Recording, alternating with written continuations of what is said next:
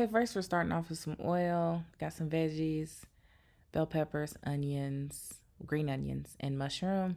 And we're sauteing it up. Just sauteing it up till they get a little soft. Then I'm cracking eggs in it.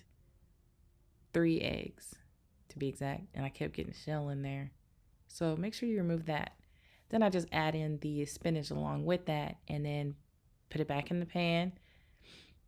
Let it cook for a little bit. And then I season it with a little bit of salt and pepper. And then I added some Mexican cheese, Mexican fiesta cheese. You want to make sure you flip it over. I didn't, but flip it over and then add the stuff in the middle. Then we've got a little avocado, some salsa, and some pickled onion, and that's it.